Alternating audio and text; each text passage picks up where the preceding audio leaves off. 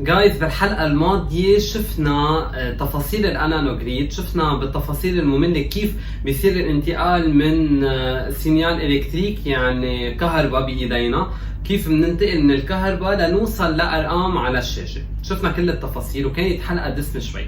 اليوم الحلقة بعد دسمة اكثر من هيك، بس اليوم ما رح نتعلم اذا بدكم كثير نوسيونات جديدة تيوريك، اذا بدكم رح نتعلم قصص اكثر بقلب البروجرام. رح نشوف شو هي الاف ستيتمنت، نشرحها شوي اكثر لانه قطعنا عليها بكم فيديو بلا ما نشرحها بالتفاصيل. كمان رح نشوف ليش بنحط ايكوال ما بنحط ايكوال وحده، ورح نشوف كيف بنقول او وكيف بنقول اي، يعني كيف بنقول ار واند. وحلقتنا اليوم رح نحكي فيها عن الانالوج رايت مش الانالوج ريد. دونك باخر هيدي الحلقه رح نرجع على الانالوج ريد، بس بالاول رح نفسر شوي عن الانالوج رايت، رح نعمل فيد للد. دونك لهيدي الحلقه انتم بحاجه للد ريزيستانس اردوينو بالمرحله الاولى، وبالمرحله الثانيه بدنا نرجع نزيد بوتنسيومتر عليهم، واكيد بدنا شرايط. خلينا بالاول نشوف شو هي الاف ستيتمنت، ومن بعدها رح نفسر الكود تا نعمل السيركوي ونعمل الاكسبيرينس سوا.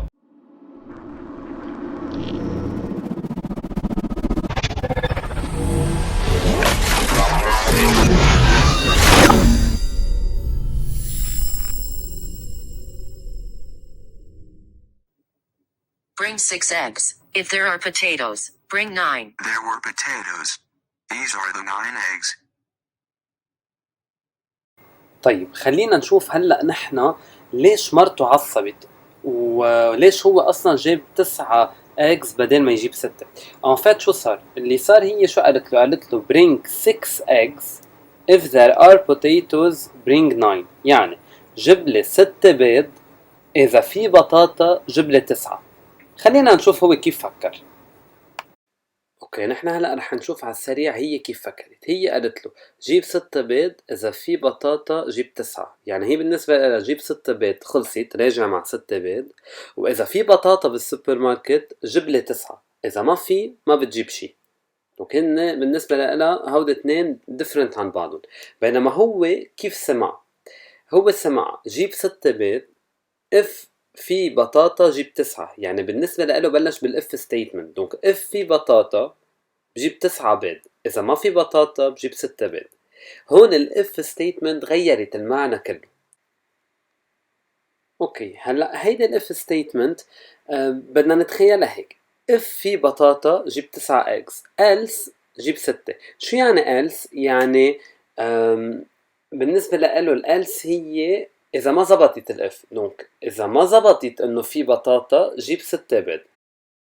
اوكي، هون رح نرجع للاكزامبل يلي اعطيناه مره وقت كنا عم نشرح بالحلقه الفاريبلز عن كونسبت الفاريابل. بتتذكروا عملنا فاريابل اسمها ماي ابل يلي هي عباره عن علبه حطينا بقلبها 3 تفاحات، وحطينا فاريابل تاني ماي بيرز حطينا بقلبها 4 عنجصات. دونك انا في اقول هون عم بتعلم غير عن الاف، عم بتعلم اذا بدكم سنتاكس جديده او كونديشن جديده يلي هي الاو. عادة بنعملها ريبريزنتاسيون باثنين عمودين واقفين حد بعضهم اذا بدكم. دونك هيدي بتعتبر يلي هي شيفت سلاش بيطلع هيدا الكاركتر. دونك الاثنين حد بعضهم يعني ار.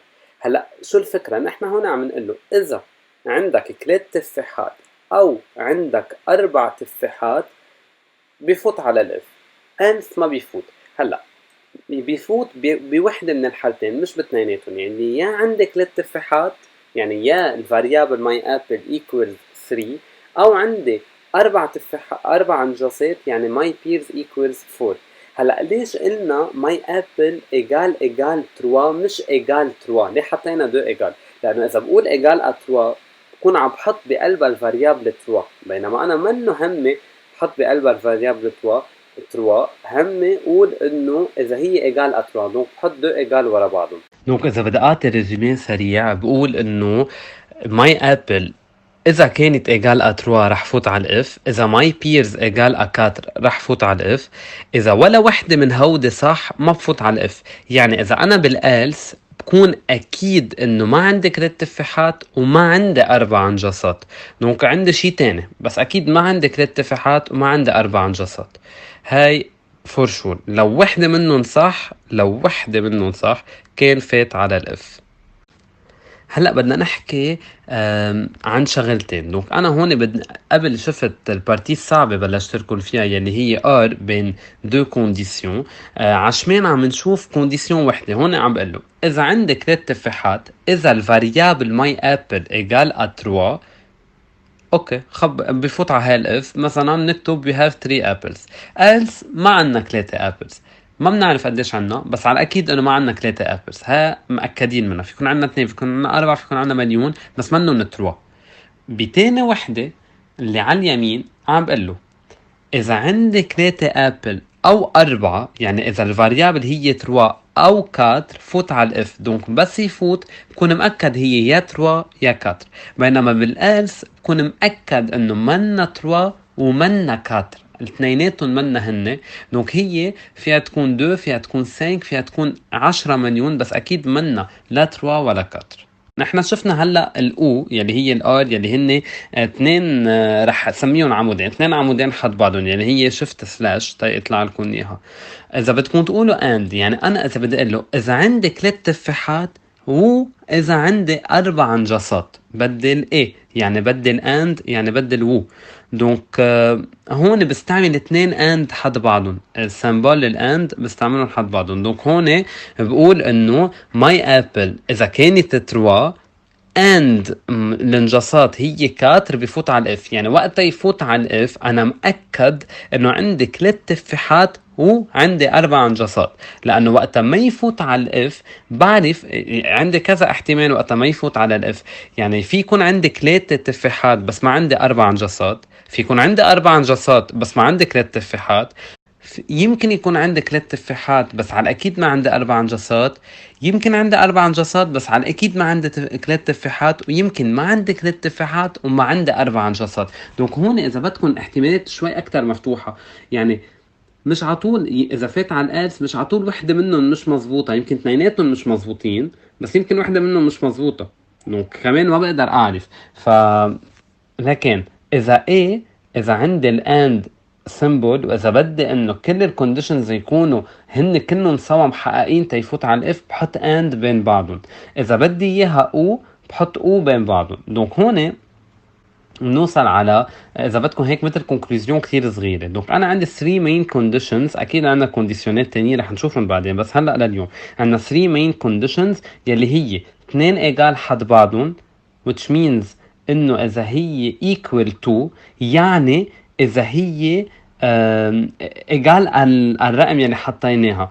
دونك نحن بهيدي الطريقة ما عم نقول انه هي ايجال على هيدا الرقم. لو بدي اقول ايجال على هيدا الرقم كنت استعملت ايجال وحدة. هيدي هي. هلا الاو هن دو تيري لكن اتفقنا حد بعضهم، يعني هي شيفت سلاش هون ار، والاند هن 2 اند حد بعضهم. هيدي اللي شايفينها قدامكم you have to memorize it، لانه you will use it بثلاث ارباع الكودز اللي رح تكونوا عم تكتبوها. وكمان احفظوا هيدي الشغلة، وهالشغلة ضلكم حافظينها على طول. مش على طول عندي اف لازم احط else، صراحة مش لكل اف لازم احط else، يفضل لكل اف حط else بس فينا ما نحط. دونك انا اذا ماني حاطط اف ما بفوت عليها وبفوت على else. دونك مثل ما شايفين انتو if condition is true بيفوت على هيدي الكونديشن بيعمل يعني بيفوت على الاف بيعمل شو ما بده جوا، else بيعمل شو ما بده بالelse. لازم نضلنا حافظين انه مش ضروري حط else لكل اف. وانا اذا ما قدرت فوت على الاف لانه ما عندي الكونديشن، عادي بتخطى هيدا الكود وبكمل الكود تبعي عادي. كان في else ولا ما كان في else الكود تبعي بيكمل بلا ما يفوت على الاف اذا الكونديشن منا محققة. دونك رح نفتح الكود، بنفوت على فايل examples basics fade. اوكي رح نشوف هلا مثل العادة صرنا نعرف انه باول كل اكزامبل بالاردوينو عندي سكشن الكومنتار الكبير يلي بيكون بقلب الاوتور شارح انا الشارح هو شو بيعمل البروجرام يلي هو كاتبه. هلا انا رح اعطيكم ريزومي كتير سريع. هيدا البروجرام موصول عليه لاد على البن 9. على البن 9 الديجيتال 1، هلا رح نحكي بالتفاصيل. على البن 9 بيصير يغير بالديوتي سايكل. تتذكروا نحن بالابيزود 1 حوالي لدقيقة 35 ثانية نحن حكينا عن الديوتي سايكل وحكينا عن السورتي بي دبليو ام وقت شرحنا هيدي السورتي على ديجيتال بنز. سو اذا عندكم ترو دو ميموار وهيك فيكم ترجعوا على هيدي الابيزود، على الابيزود 1 قفوا اول 5 دقائق و30 ثانية بتوصلوا دغري على الديوتي سايكل، فيكم ترجعوا تشوفوا التفسير تبعه. هلا تنحكي عن هيدا لكن البروجرام هو عم بيلعب بالديوتي سايكل، عم بيطلع سينيال بي دبليو في ام على البن 9، دونك عم يعمل فيد للليد. شو يعني فيد للليد؟ يعني بخفف لها الضوء تبعها وبقوي لها الضوء تبعها شوي شوي. دونك هي بتكون مطفية وبتدور نتفة نتفة نتفة تتصير برايت على الاخر، وبترجع بتطفي شوي شوي شوي شوي شوي تتطفي على الاخر. دونك هون اذا بدنا نقول عم بيلعب بالفولتاج، يعني عم بيوصل على هيدا الليد.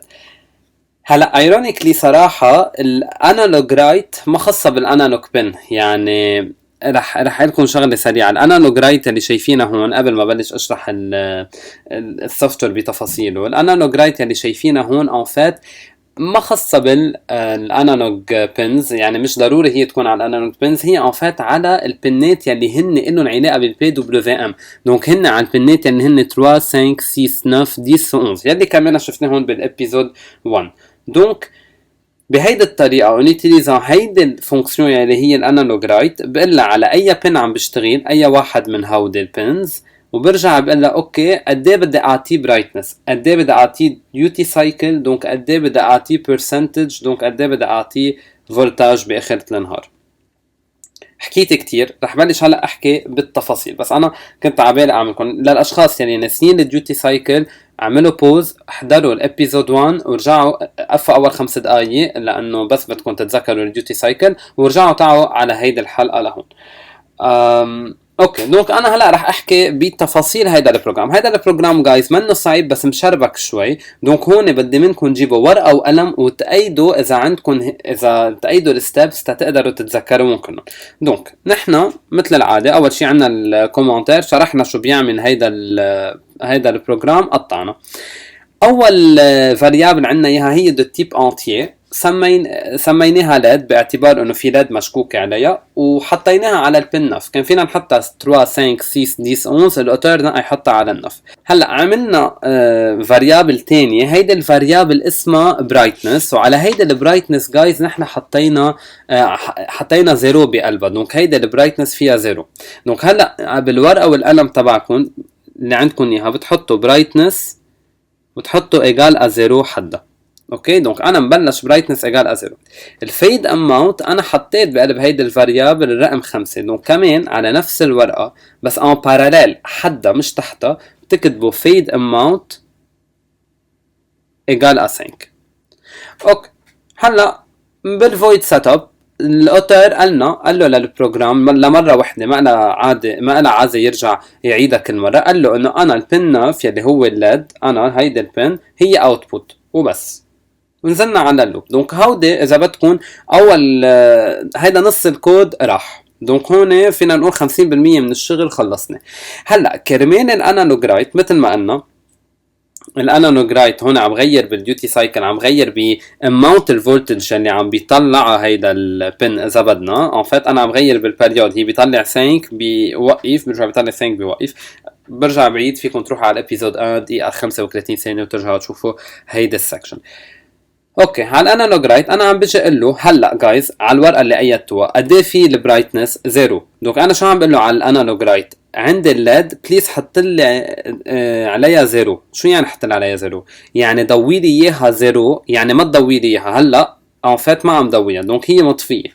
دونك انا حد الفيد اماونت هلا رح حط ليد، حط فلاش وحط عليها زيرو باعتبار انه انا هلا ضويتها صفر. اوكي بنزل على السطر اللي تحته، قال لي برايتنس قال لي ايجال ا برايتنس بلس فيد اماونت. شو يعني؟ برايتنس اللي على الشمال اللي هي هون، هيدا البرايتنس اللي هون، هيدا البرايتنس اللي هون هي الفاريابل. دونك هيدي منا ايجال الفاليو تبع اللي على الشمال. اللي على اليمين وقت قلت ايجال ا شو؟ هي ايجال ا برايتنس بلس فيد اماونت. البرايتنس قديش؟ بنطلع على الورقه، البرايتنس هي زيرو. دونك زيرو بلس الفيد اماونت هي 5، زيرو بلس 5 بتعطيني 5. دونك هلا بكتب على الورقه تبعي برايتنس ايجال ا 5. بنزل لتحت if brightness أصغر أو plus petite ou égal à 0 أو brightness أكبر أو égal à 255.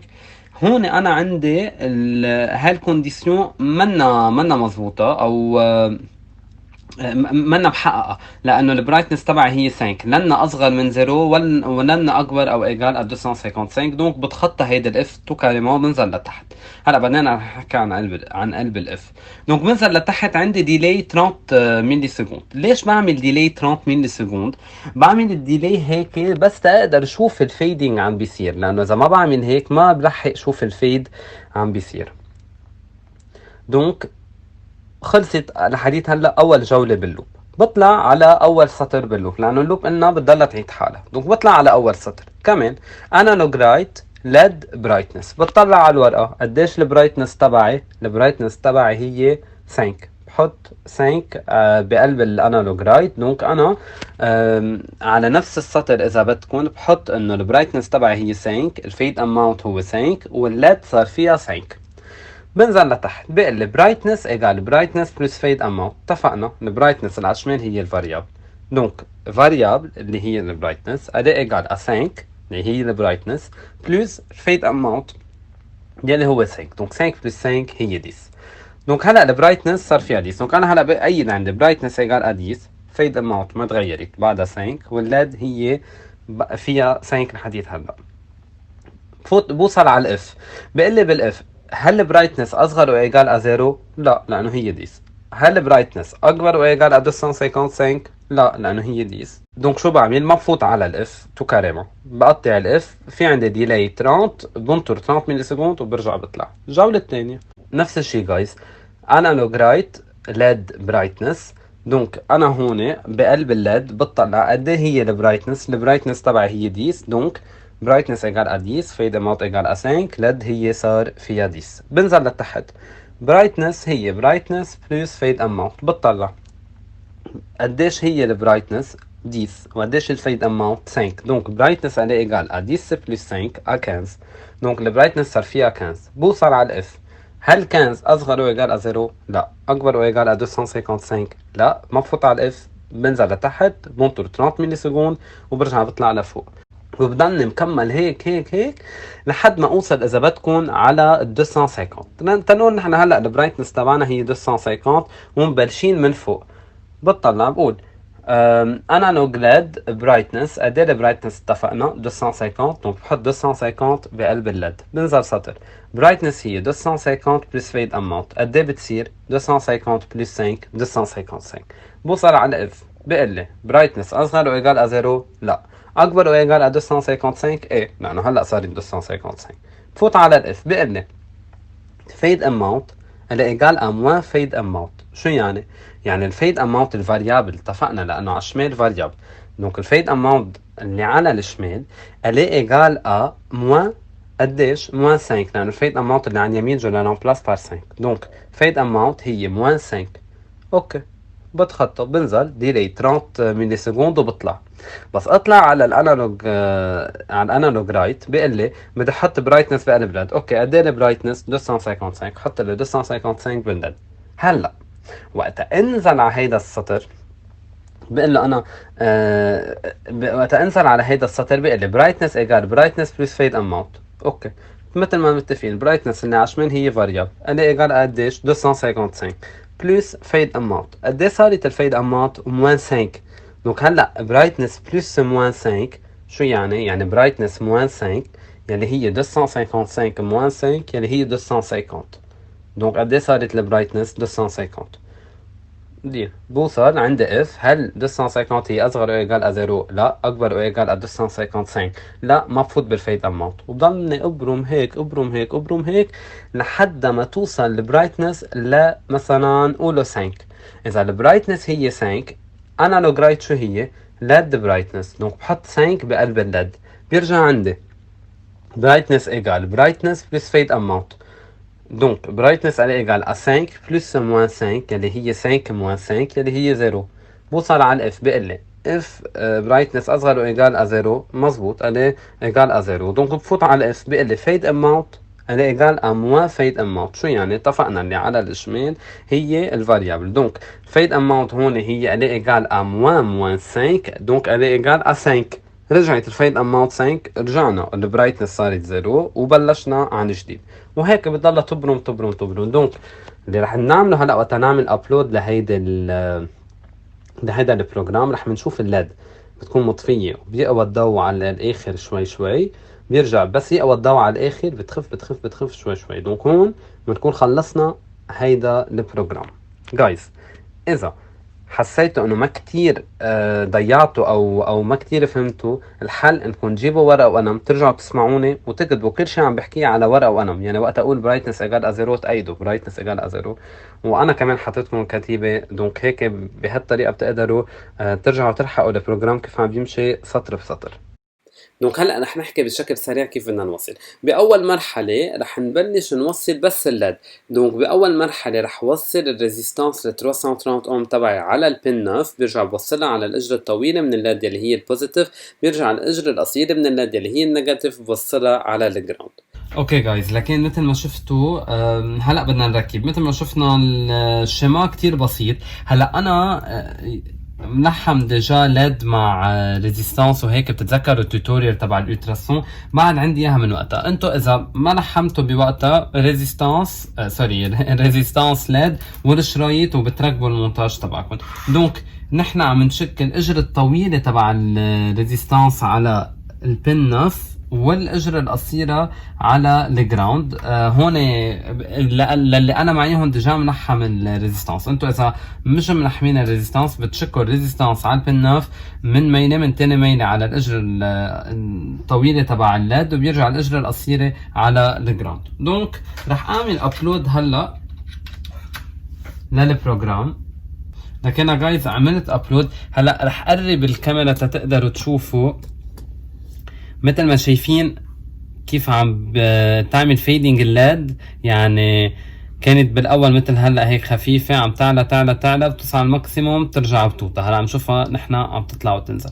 هلا بالمرحله الثانيه رح منغير الكود تنقدر نحن نتحكم بالفيدنج تبعها عبر البوتنسيومات اللي استعملناه بالفيديو اللي قبل. هلا رح نشوف كيف. اوكي جايز، سو هيدا هو البروجرام يلي كان مكتوب. دونك نحن شو رح نعمل؟ رح نعمل كوبي لهيدا البروجرام هيك مثل ما هو.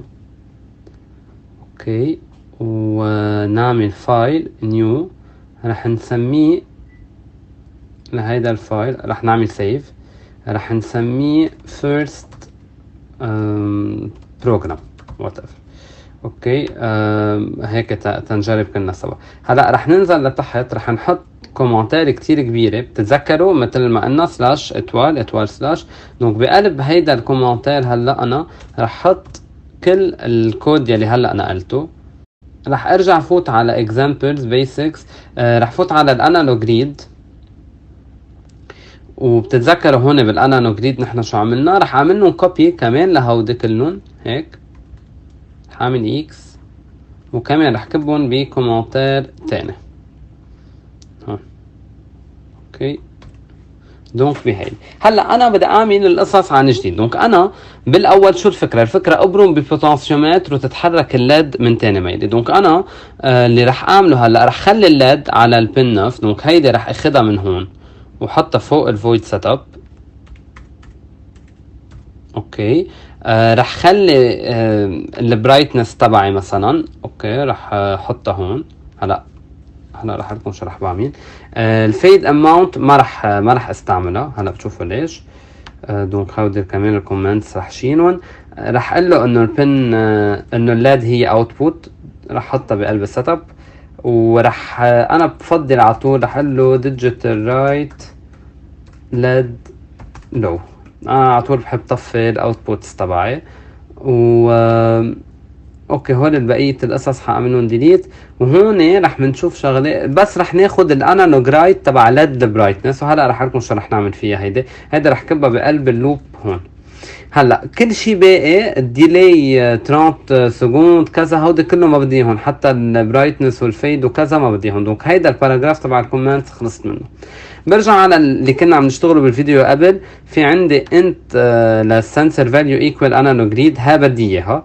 لانه رح اوصل البوتنسيومتر تبعي على الازيرو. دونك هيدا رح احطها بقلب اللوب، رح احطها فوق، وكل شي باقي بديش اياه. هيدا برنت وما برنت وكذا كله بديش اياه هون، ولا بدي اقرا سيريال.